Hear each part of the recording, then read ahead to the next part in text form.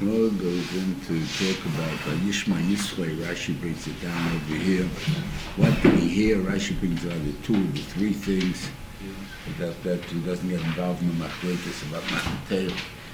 But he did hear about Chomas HaMolek and Kriyas Yamsuf. So the Shiva asked Kriyas Yamsuf, we understand what the big deal was. But what about Chomas HaMolek? What's the big deal? First of all, the Beishim's on their side, and it's a small nation comparatively to Mitzrayim. What is this thing that he heard that was so impressive that he has to come learn from Torah in the Midbar?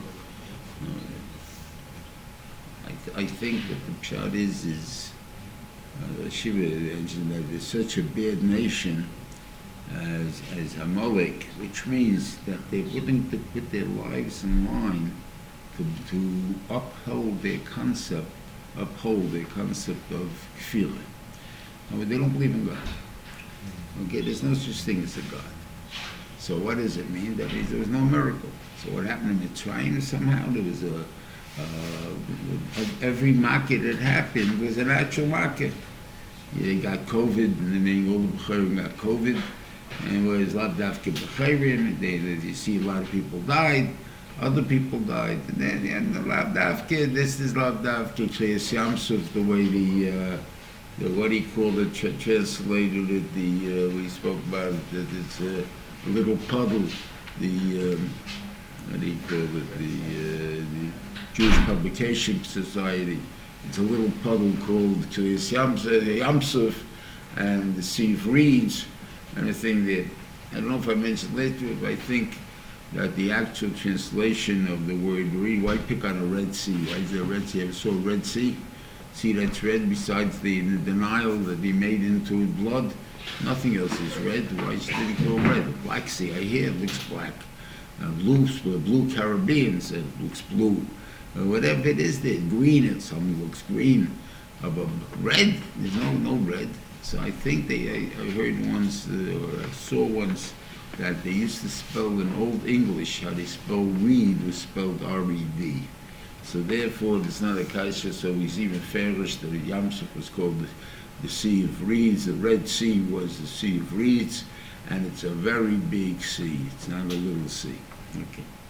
Anyway, that's the point of kfir. There is no God, and we're entering and trying to make sure that everybody understands it, and we're going to attack these people who are said to be protected by a divine thing to show you that there's no such thing as a divine, what do you call it, no divine presence in the world.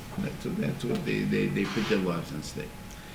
So for that, he went and he says, if there's such kfir in the world, I gotta have to let kids learn Torah so they can have some kind of defense to these ideas. We see this, the Emerson by us too.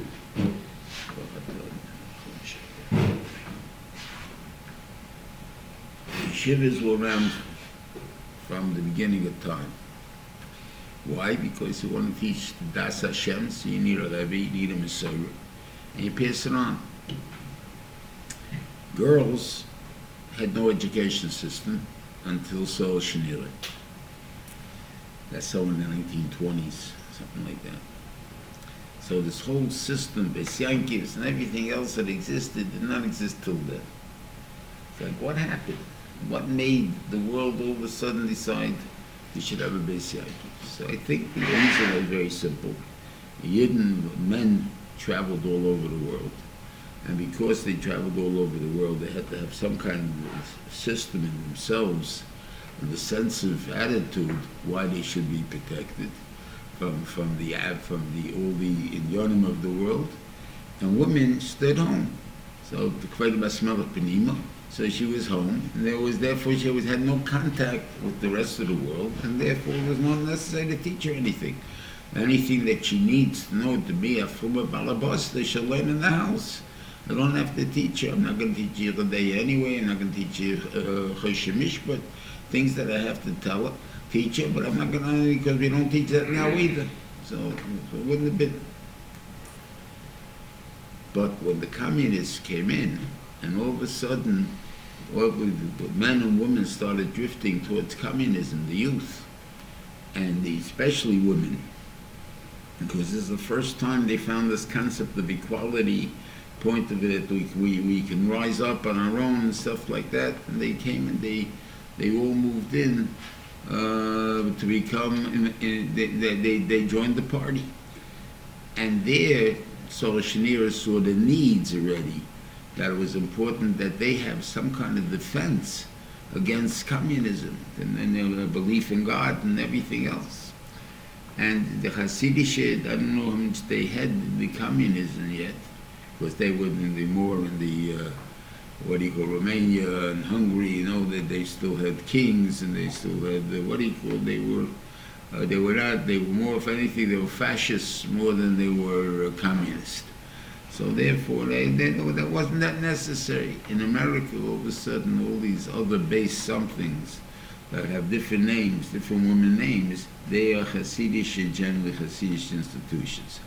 And the reason that they made them was the simple reason that they saw that the American place, our attitude towards women, is such that women are part of American life, and they don't have to have Torah.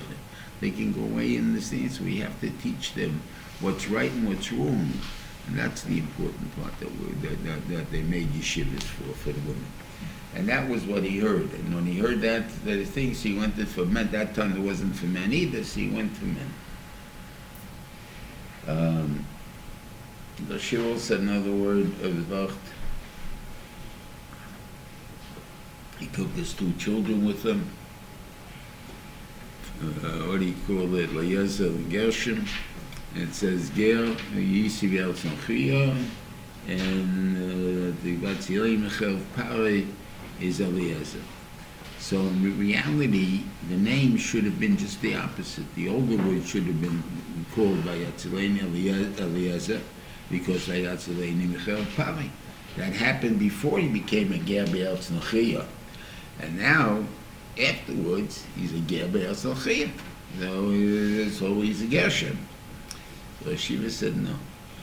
That the only time it pays to call your kid a Gershon, that God saved me, I mean, by Yatzlim Chav Pari, that when do you have to make such a bracha? Only if your attitude was that you're a Ger B'Eretz Nachiyah.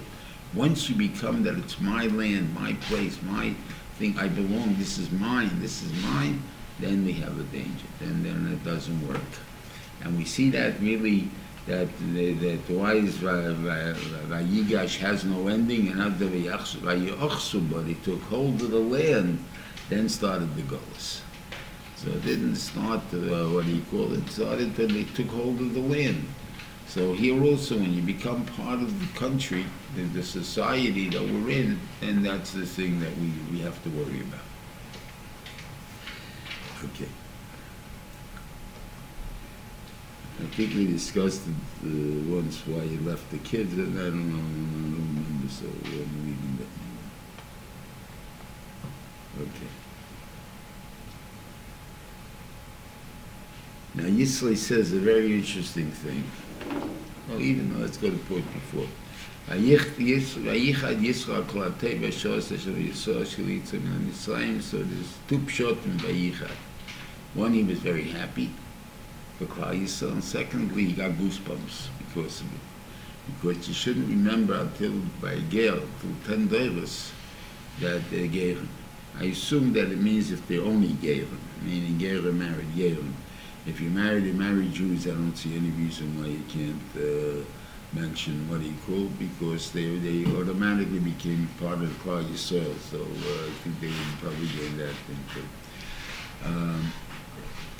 What pshat in that? The reason they came to Klal Yisrael, they became Gerim, was simply because they don't want to be part of the other society.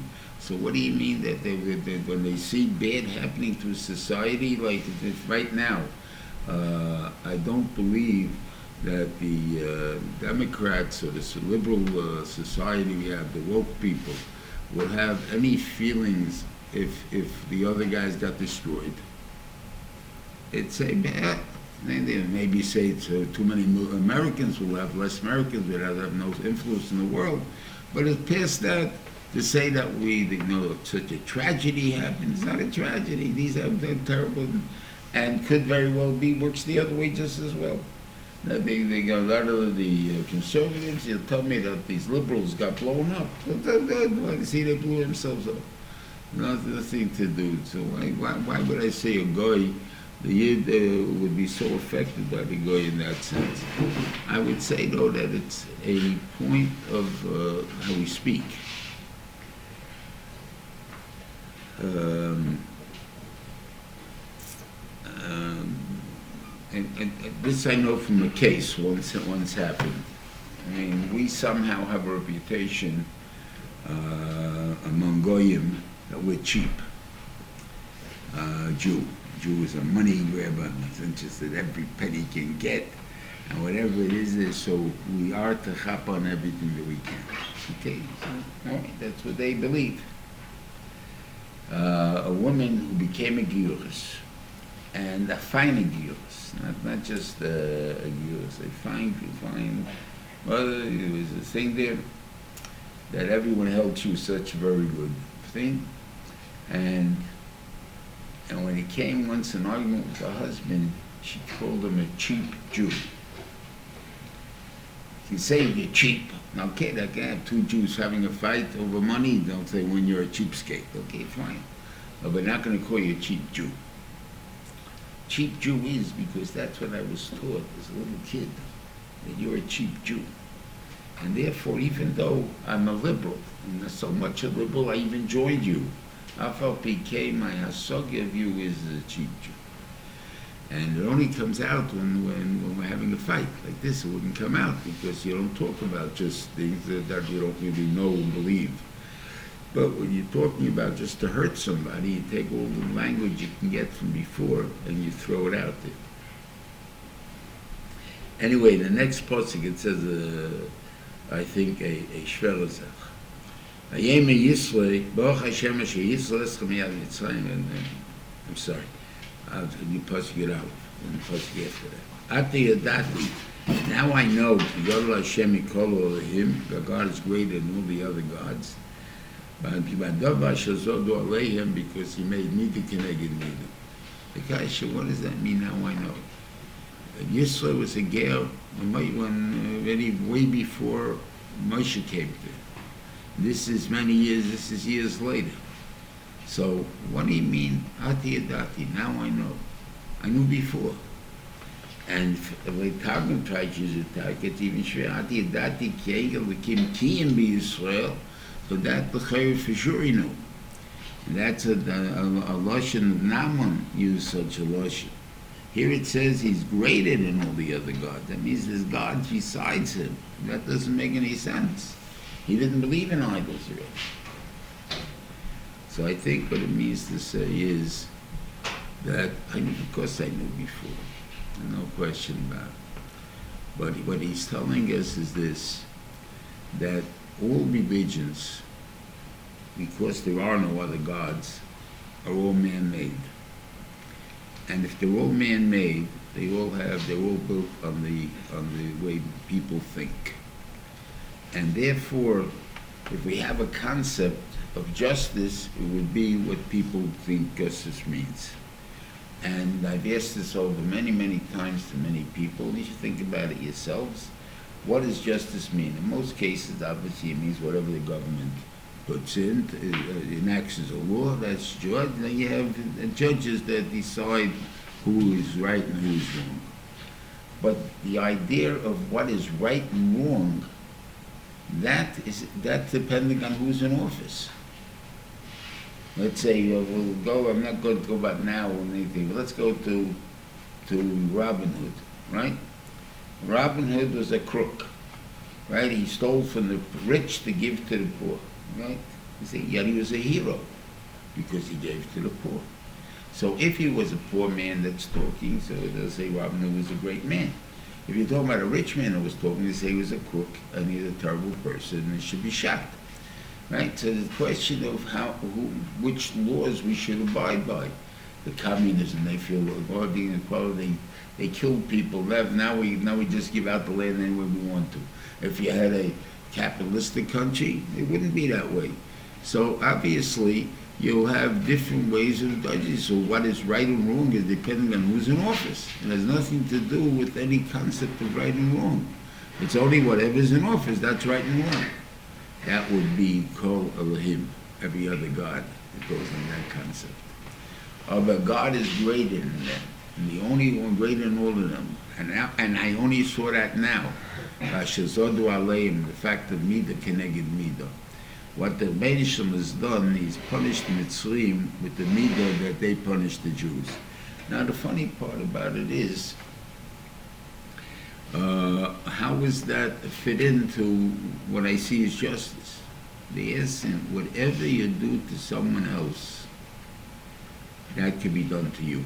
Because by the fact that you did it to someone else, that means you said it's not bad. And if it's not bad, then it can be done to you. And that's the part that I know. Now I understand what true justice is. It can only be midah, what you paskin on yourself. That's what true justice is. And that's what the Benishim is down the whole world. I will say we have many onshim in the world that have nothing to do with the midah that is done, Chil Shabbos, or whatever you want to say. And you have a different onshim for that. That you should know has nothing to do with midah keneged midah, as far as I understand it. The Torah doesn't want you at all to be Ever any Avera, and therefore they're telling you that this is a deterrent. You want to do this Avera, there's going to be a death penalty. A death penalty is a deterrent. I'm not interested in saying midah keneged midah. You mean to say punishment you deserve. I'm not saying anything about it. I'm just making you a punishment. The punishment will be a strong punishment. And the reason for it is because we don't want you to do anything about it. Therefore, that would be it. If by doing something, a person shows that he doesn't mind it being done to him, what's the whole Isser of Nekama? And that's the whole Isser of Nekama. The person showed that but I can't take it. There's not an Isser of Nekama. The Benishim takes Nekama. It's not a bad thing to come. You can't take them. Now, why can't I take them come? So that's why I'm talking in the midst. Or I can't take them come. I can't even do something that reminds you that you did bad to me. And I think that because you want God to treat you good, you better treat the other guy good. Something like that. I don't think that you don't want God to take the come on you, so therefore don't take the come on someone else.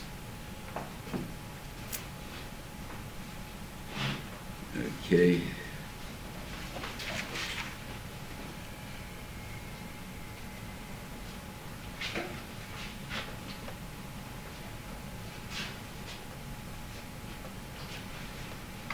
I once heard a rabbi describe the Chaim HaKodesh's Pshat V'Chodesh HaShlishi.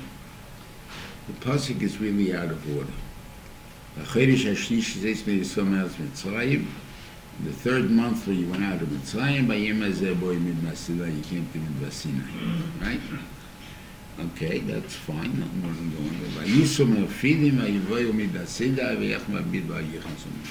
Which pasuk should be said first?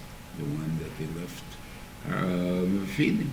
Not the Chayyush refinding. Now you got the Har Sinai, and therefore you're doing Har Sinai. That's what it should have been said. I didn't say that. So he described it as like, and he able to describe it, the simcha of HaKadosh Baruch Hu, of seeing Klal Yisrael, that he couldn't control himself and saying welcome before he gets into the historical part of how they got here. But that was very, very good. It made such a strong impression on me, that concept of the simcha of HaKadosh Baruch Hu towards Klal Yisrael, that we became, that we're now we said people undertook upon themselves to teach the world a concept of right and wrong. And the truth is, our effect on the world has been tremendous. I would say about half the world, I don't know if close to that, we may be a little less than that, between the Christians and the Muslims, they all, you say this of what equal they believe also. They don't like us, what they believe in the Yisaitis and Torah and stuff like that. So this is a tremendous thing that we accomplished, that we were able to spread the word of HaKadosh Baruch Hu in the world. And even though the Avodah Zarah probably picked up lots of parts from it and from what he had, I'm going to say what the Avodah Zarah, and that we'll talk about later maybe. And what was the big deal that they came? Vayachanu b'midbar, vayichan shem Yisrael neged ha'aretz. It's put in the singular instead of vayachanu Yisrael. It says vayichan shem Yisrael. Yisrael rested, a single person. Vayichan, a singular, neged ha'aretz. So the Rashi brings down ki shechad, vayvechad ki shechad. One person. That means everybody in Klal Yisrael was awaiting the Torah.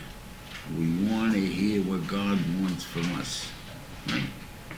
And that includes Dosim V'Aviram, the Meraglim, Kerach, all the Rishoyim of Klal Yisrael are included in Vayichan Shem Neged Ha'or. And they actually wanted to hear. So if they wanted to hear, what went wrong? That's the difference in how you want to hear. You want to hear what God says, but I want to hear him say it like me. And therefore I'm really looking for what you agree with me. I'm not looking for what you're saying. I'm looking for what parts you agree with me. And this goes also when you read something. When you read something, am I reading what it says? Or am I reading the part that agrees with me? And therefore we'll have machlekes in how to do, because it's not me that's not the paper that's talking, it's me that's talking. I'm just trying to justify myself by trying to bring a raya from someplace. And that's what basically all the Yidden want to know. But they all wanted to hear the Das Hashem because they did hear Das Hashem. I don't know if I remember, we spoke about the Mem Teshari Tumah. Did we? No, okay. Anyway, you said Klal Yisrael was the Mem Teshari Tumah. And when they came out of Mitzrayim, now I don't understand what that means. They were not murderers, so it's Mem Ches. They were not Noyafim, they didn't believe in Znus, right? So it's Mem Zayin. I'm sure we can go through many more like that, and you'll get rid of them, right? So why you call me when Mem Teshari Tumah? Okay, so I want to learn Shed like this. It doesn't mean we actually did the Tumas of Mem Teshari Tumah. Yidden don't do those others. But they don't do it for a different reason. Okay, there's no Messiah in Mitzrayim. They did it, each person thought for himself. And that was the problem. And that was the problem with the Meraglim, the problem with all the Chatoim in the Midbar until after the Meraglim. Then pretty much we have 38 years of quiet. And then we have all the things before we came to Eretz Yisrael again. But in between, it ends in after that. So what was Pshat? What they wanted. Okay? I'll give you a moshel. I think as I'm saying, it's in my cup, that's the only reason, so I'm saying it again. The only Zoyna, whatever it is, the Rashi brings down was Shlomis Bas Divri. Was she really a Zoyna? That too was not true. She was not a Zoyna. She was a very fine girl who happened to be a Mitzri lived with her, and she was not aware of it. So therefore, she gave birth to a Ben HaMitzvah. But she wasn't someone standing on a street corner. So the question is, so why are you saying anything about her? What's wrong with her? She was a good girl. Something happened to her, so big deal. It was the Einus. No. The Einus happened because of her. And that's because she was in the Mem Teshari Tumah. In other words, we figured out our own ways of how to do what we think the Torah wants. So I'll give a mashal like this. They don't want Znus, right? This girl, this Shleimus, had to pass a hard hat area. Now, they always, when they pick hard hats, what they do when a pretty girl goes past, they're always depicted as whistling and saying rude words. And they can be very embarrassing to a girl that has to go back by there, especially someone that's protective and has not one that goes among such animals, right? So she should have, how she handled it. And she had to go by these guys every day. And this is what happened to her every day. She came to the conclusion, what I'm going to do is, I'm going to be friendly with them. And if I'm going to be friendly with them, maybe they won't do this. And so she said, hi guys, what can you do? She brought them coffee in Danish. Whatever it is that she did to be friendly with them. And maybe they stopped doing it. But you know what happened to one mitzvah over there? He said, why is she doing this? Probably she's interested in us. She's coming on to us. That's why she's doing it. That's why he had this machshava to be able to do it. So the thing that came out was a result of her actions. She didn't do anything, but her actions brought it about. Because the Mitzri thought that the reason that she's saying hello and being so nice to them, because she's interested in Zanus. And therefore he came.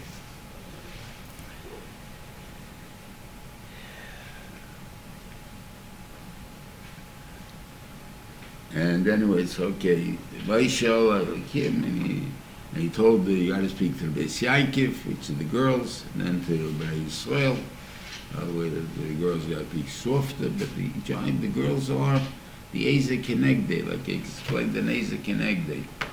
A woman is a Metzias of Eza Kenegde. She is a combative, argumentative woman, person. And the reason God gave it to you is because on the tzad that you're good, we hope that she'll help you. And on the tzad that you're bad, we hope she'll stop you. And sometimes loy zocha, you get it the opposite. Start to think on the tzad that you're bad, she'll help you. On the tzad that you're good, she'll fight you. So therefore, she's an Ezer Keneged, but that's her job. Her job is to influence you. In other words, that's the other half of you. The Avda l'shomra, you're the Avda. She's the Shomra. So therefore, whatever she puts into you, into the guardian part of you, maybe you should sit and learn, you shouldn't sit and learn, whatever it is, she will be very influential to it. So therefore, it's important to talk to the Beis Yaakov, and they should also know what it what we want from them. In other words, how to influence the husband, what we want them to influence the husband to do. And therefore, that's why they have to speak to them first, okay? And then the Rebbeinu Shem says, oh, this is all I want you to tell them. That's exactly 7 words. Not more and not less. Right now, I'm telling you, you follow the Torah, this is what's going to happen. You're going to be a Goy Kodesh, and you're going to be a, what do you call it, the Mamlechus Kehanim. Okay, sounds good. Let's take on the job. Okay. So what did they answer when they heard this? Vayanu kol ha'om yachdav. They all spoke at the same time. Vayomu kol ha'shadiba Hashem naseh. Whatever God says we'll do. And I believe this is the true Kabbalah Satera. There are 2 others that I brought down in Parshas Mishpatim. Maybe we'll leave it for them. There's probably enough stuff to talk here. But they understand that there's a difference. This, the Torah, is the commitment God was looking for. Whatever God says, we will do. But the trouble is, what is it that God is saying? Who makes that decision? Right?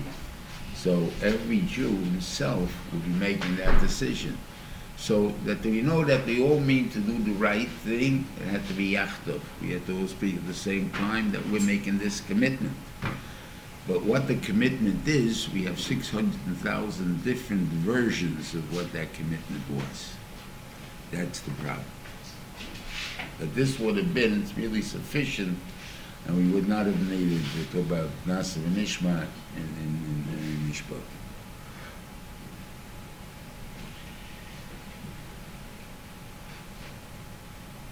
Okay. And you see Moshe's very exactly how the angel was knocking them out what would have been, but he said that you had to wait for the 3 days for a woman, right, that, shouldn't be any tashmish for 3 days. That was not for the men.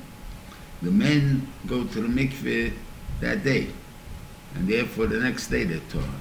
So there's nothing to do for the men. The woman has a possibility of being tamei from Shekvazera for 3 days.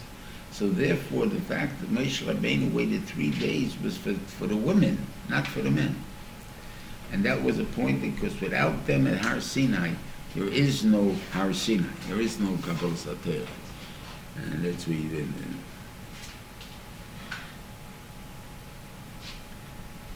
Okay.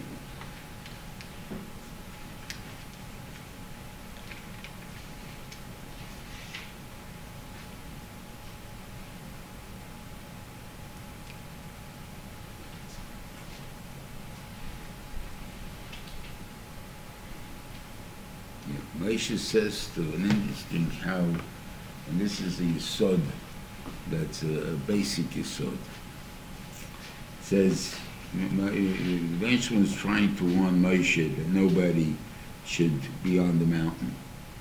You may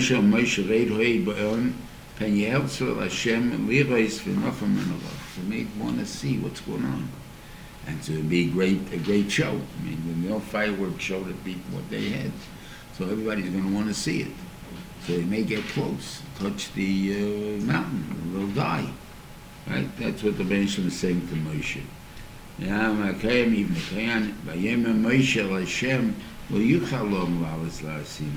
The people can't go up. You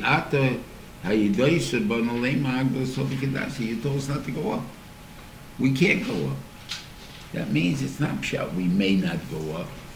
We can't go up. Whatever we may not do, we can't do. But that's what the Madrega was supposed to reach.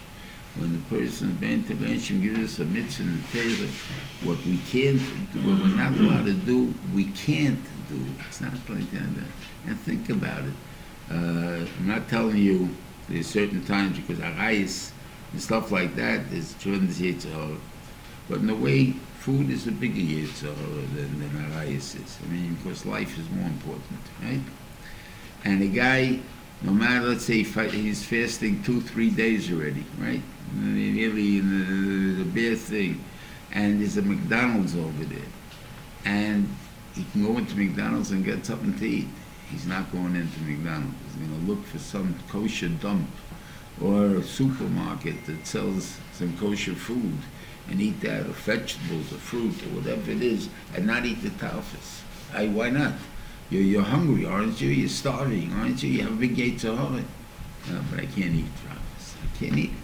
My body doesn't want to eat it. Even if I'd want to eat it, I can't eat it. And that's what's supposed to be. And we learned that from Chudosai Salechu. So that's it said for them. But basically, that's the same lesson over here. Then the Rebbeinu told us their cells hadibus. Okay. Now, the 10 Commandments is a false words for it.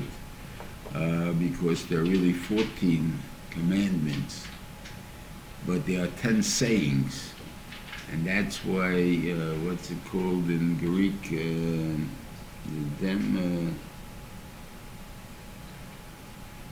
sayings in the translation.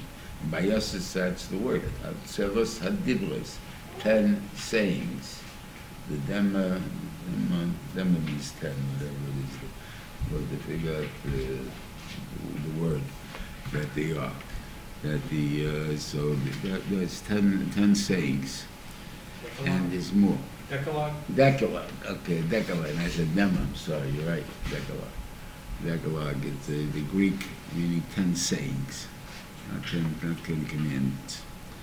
So let's analyze a little bit. And I don't know exactly the way the Christians did it. I heard it before, and probably I would be mindful if I was really think about it, but I'm not interested.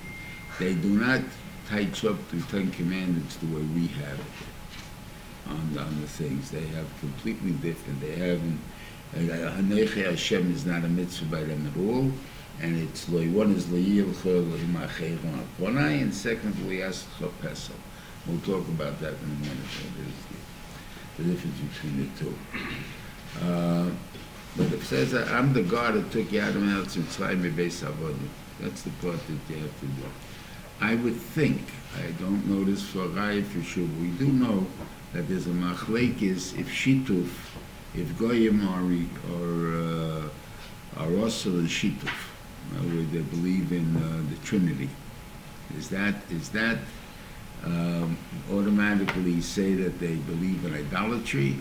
Or no, you can have three that are one, and that's also considered one. It's also not Avodah Zarah for God. For Jew, it's an Avodah Zarah. But the question is for God, maybe it's not Avodah Zarah. Machlekes. Could be over here the same thing. What does it says? He's only talking to the Jews. He is not talking to the world. And that could be, the rest of it is a fact. I am the God, there is only one God. That's a fact. And therefore, we'll be required to believe it. But that the thing is that I'm saying it to you, I'm saying only to the ones who are not in Mitzrayim. So therefore, this din that we're going to have of shituf is going to be. What is the shituf business? Right here is two din. Well, I don't have any other gods together with me. So in other words, I have no partners.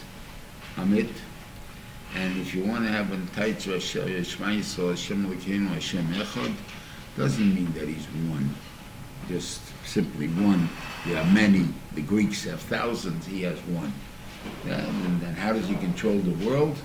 Because he sits with a bunch of buttons, and whatever he wants to do, he pushes the button, and therefore it is there. So therefore, a skinny guy can also.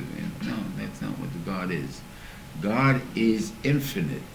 He fills up the whole world. There is no room for number two. There is no room for anybody else. And therefore, that's what it means. And everything is under his control. There's no one else. Once you have that idea, then there's no such thing as two or whatever it is. But sometimes it means maybe a day. We need it to understand, like we have Midas Rachman, Midas Adin, and somehow the Rebbeinu Shalom was basically neutral. He has no midas one way or the other. We'll have to, how can he be judged? He has to have a din, and he has to have mishpat, and on the other hand he has to have rachmim, and all these things, and how does it work, and all that. These are the things that will go wrong, and we'll discuss them. But over here, that seems to be the biggest problem the world has, is shtei reshuyos. The lesson in Gemara is always shtei reshuyos, two. Why two? Maybe 50, maybe 39. Why two? Because the idea is the part that people can't understand. And even though the Christians, we say they have three, they're one, this nekuda is not part of it. In other words, that they have the eating in good and bad. In other words, that we should believe, in which we do, Ani emes v'ani achaye. I'm the one that kills, I'm the one that makes everyone alive. The Rebbeinu Shalom does both. There's no such thing as someone else doing the bad. In other words, he's only good. Then you have it. But the bad is not bad. We don't understand it. So therefore we use the thought of bad. But we have to then figure out why that too is good. Because whatever God does is good. And therefore that's part that we must believe, even though the chayr, it feels bad. But the bicycle, that's a fact. But therefore you have a concept that for us to understand it, we need this thing of good and bad. But it's not but it all comes from the Rebbeinu Shalom. Okay, so for this, I can't have any other concepts except one God, one thing. There's nothing else. That's one mitzvah. And then, you can't make any idols either. In other words, my purpose is somehow using idols, and there's a difference, I guess, in the type of Avodah Zarah we're going to be talking about. There are really types of Avodah Zarah. There's one Avodah Zarah that I'm small, and anything bigger than me, I treat with reverence as a god. Not a god. I may even believe that he's not a god, but he's one. So, for instance, I'll give you a mashal which I found happened years ago. When the Lois came out in English, the first volume was grabbed up. I mean, it was the counted seas. And I don't know how many times they printed it over.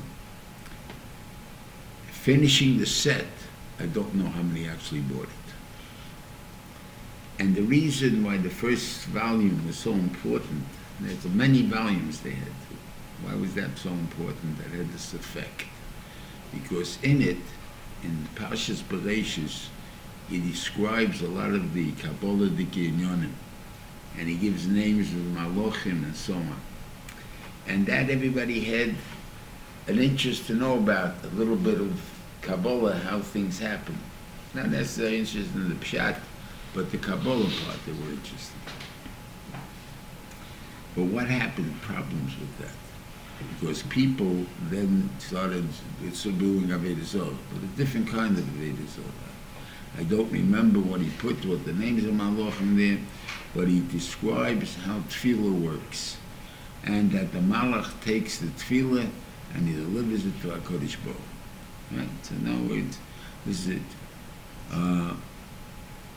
You want to have an appointment with a doctor, with a lawyer, with the president. Who do you bribe? The president or the secretary? If I bribe the secretary, I'm going to get that appointment. If I don't bribe the secretary, I'm not getting the appointment. So who is the one that I have to beg? The secretary, right? That's Avodah Zarah. And that thing, I see that the guy who brings the tefillas, that's the guy we got to pray for. Come on, bring him in, do a good job, whatever it is there. That's what we talk to. No, then we only talk to the Rebbeinu Shalom. God's the only one we talk to. And that's the important part for us to feel and to realize it. So that's an Avodah Zarah of Enosh that existed. There ain't anything bigger than me. I need favors from them, I need things. They're also bigger, they can do things to me, and I'm afraid of them. And then there's Avodah Zarah of ideas that we have. And we had different ideas in the world. What he called, and also simple ones, like the god of the Plishtim are called dog, is called Dogon. Dogon means food, doesn't mean anything else. So why is he called that? Because that is Avodah Zarah. That is God. God is food. That makes me live. That gives me life. And therefore we celebrate that. We recognize that. But it also means ideas that are represented by other things. And originally that's how they probably started the Avodah Zarah. I don't think that they started the Avodah Zarah, this idol does something for me or not. And Christians technically don't believe in Avodah Zarah. I said technically. But Catholics are, Avodah Zarah. The Protestants probably not. But Catholics are. Why Catholics Avodah Zarah? Because they pray to statues. What do you mean they pray to statues? They pray to the mother, whatever her name is, Mary. And they pray to other saints and stuff like that. And they should do this for him, and you save me from this and that. So they're having this concept that there's different gods in charge of different things. We're not calling him God. God is only the high God, is God. But anyone under that, we call him a saint. But Lamaisa, what basically we're doing is we're praying to saints. That's Avodah Zarah. I think God is the only one you pray to. You don't pray to anybody under him. So therefore, so how do they get to pray to these things? Because they represent something. represent this, they're the ones that protect you on the way, whatever you're going to tell you, they're the saint that they carry in their car, when they wear on their neck, I don't know whatever it was they do. So therefore, these have a special protection for them and stuff like that. Okay. I'm not getting involved in Kabbalah Kinyan. Okay.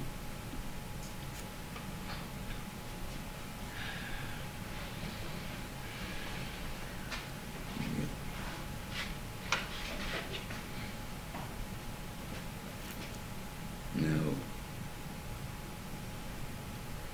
if you do things mi'ava, so you'll end up with 2,000 days. What do you mean 2,000 days? We haven't reached, how much we reached, but we figure it out this way. It's 10 days from Adam to Noach. That took 1,656 years. And then you got 10 days from Avram, from Noach to Avram, around the years. That is, it's also a few hundred years. Right? So a day, let's figure 20 years a day. Right? That's about what it is now. So starting with let's say year 3,300. So you got 1,020, means you got 50 20s and 1,000. So you have 50 days, another 50 days, another 50 days. So we're up to 150 days and 170 days, 200 days. So whatever it is, you're not talking about millions of days. Right? And the Veshel is saying, I'm promising you a toiv for 2,000 days. What does that mean? I assume it means that if you start from the top and we're up to only 200, there's a lot of toiv still here because they got to last another 1,800 days. So when I pay you, the first guy you're paying him 100%. The second guy you're paying him 99.99%. Second one, then whatever it is, as you go down. So we're going down on possession from 1 to 2,000, and we're only up to, like you said, 200. Okay, so therefore, there's a lot of toy for us. I think that's what the Veshel is telling us. Right? That is, I'm giving you have a lot of toy if you follow and do the right things. Don't swear falsely or simply unnecessarily. That's the big fear that people have, not to swear at all. On the other hand, we have a language which I think should be erased for us, at least from the kids' society. I promise. If you go into the Dogan, the thing is a neder. What's a neder? As opposed to a shua. So whatever it is, it's a commitment. Whatever you're going to tell me, it's a commitment. So when I say I promise, why am I saying that bullshit? Because I want you to believe me, because I'm saying something that's really true. That's what I'm saying. So therefore, that's what I want you to believe. Right? And so therefore, that's like a shua. What are you saying? I swear. What does swear mean? Swear is just words, right? But you're saying that these words show that what I'm telling you is the truth, right? And that means what makes it. Why is the word using swear? We're talking about God's involved there, and He's the one that makes sure I do the truth. So therefore, let's stop using those words. Okay. Now, we're only going to talk right now about the Yom HaShabbos that's here. Is Yom HaShabbos over here, it says that the Rebbeinu Shalom Al-Kain Berach Hashem Es Yom HaShabbos V'Yikadshehu. It doesn't say Al-Kain Tzivcha, which is in the Schanim. And that's important for us to know that this is the Esed part of Shabbos, which is Zochos Yom Shabbos the Kadshe, maybe the Chayayin, maybe Kiddush, things of that sort, maybe Suda, the good parts of Shabbos. Not talking about doing Agavis, the negative part, but talking about the positive part. So I believe that the positive part for Goy does, it's mutter. He recognizes Shabbos, the need for Shabbos, and that he wants a certain amount to show the world and to celebrate Shabbos. So that he can do. When he intends it's a commandment not to do work on Shabbos, that's only for Klal Yisrael. That has nothing to do with it.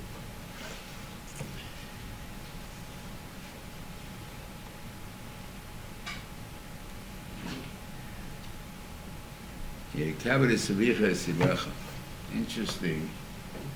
My father wrote this to me when I was a kid. That you should learn how to respect your mother more. Why? Because we have a wrong attitude about a mother. We have the attitude that a mother is my servant. She's my cleaning lady. She does my laundry. She's a laundress.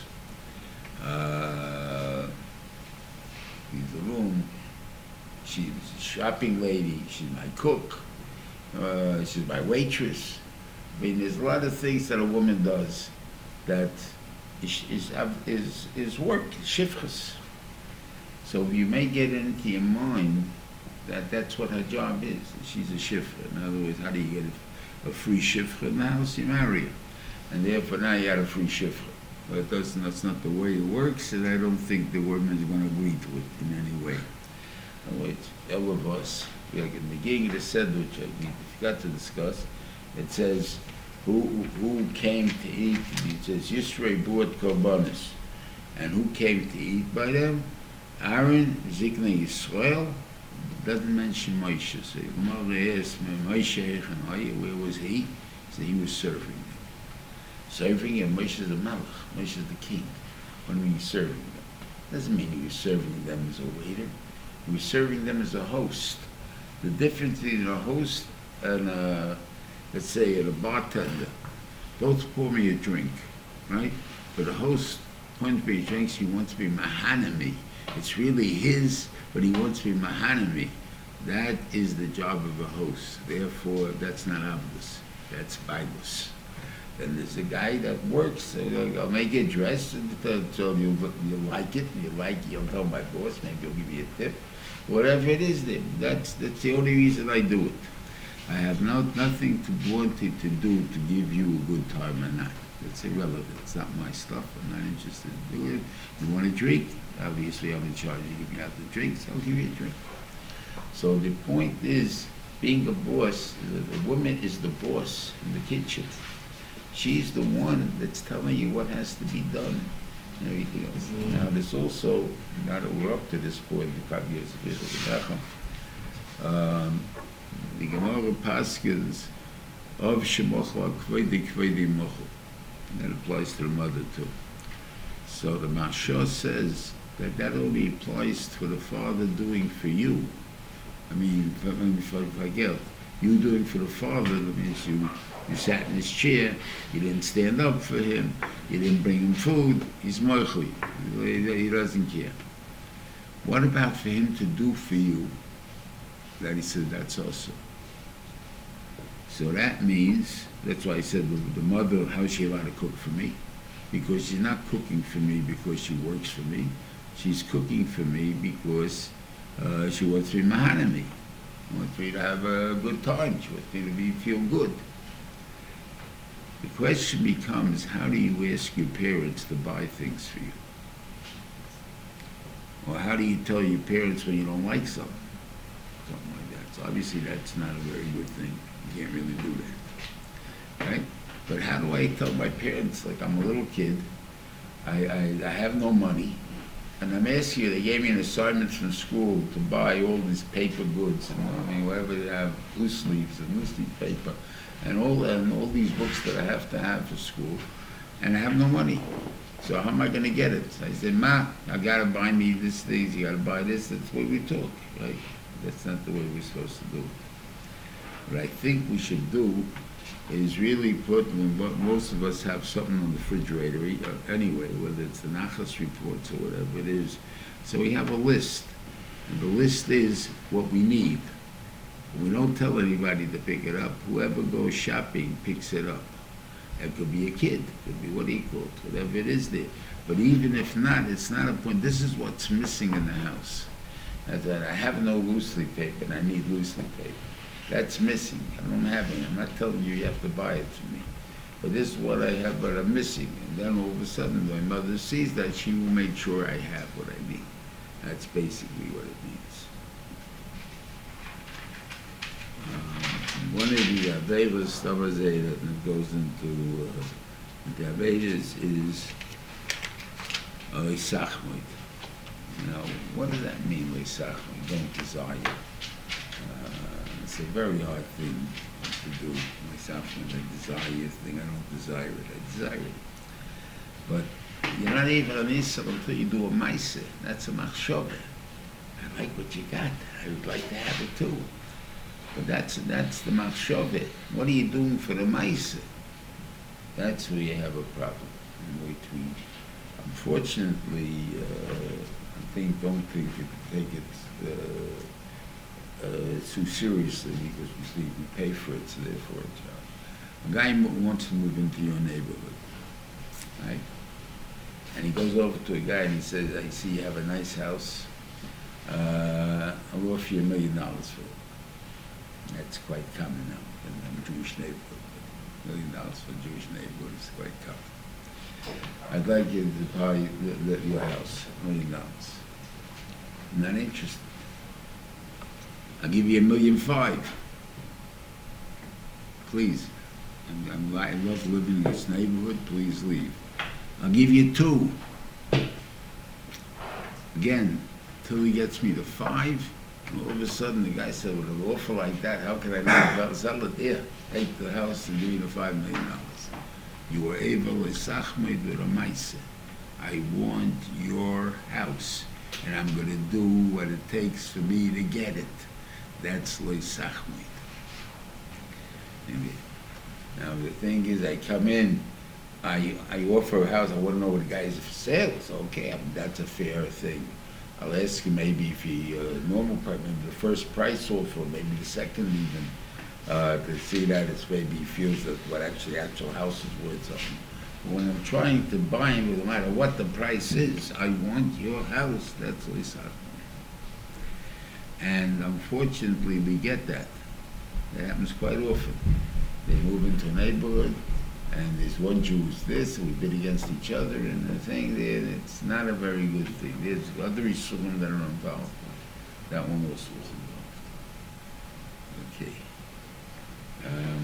Okay, we'll stop here. There's a lot more on this Seder, but it's Hashem, we'll talk maybe about certain other things we get into about. Anyway, have a good Shabbos, Tzlocha Rabbe.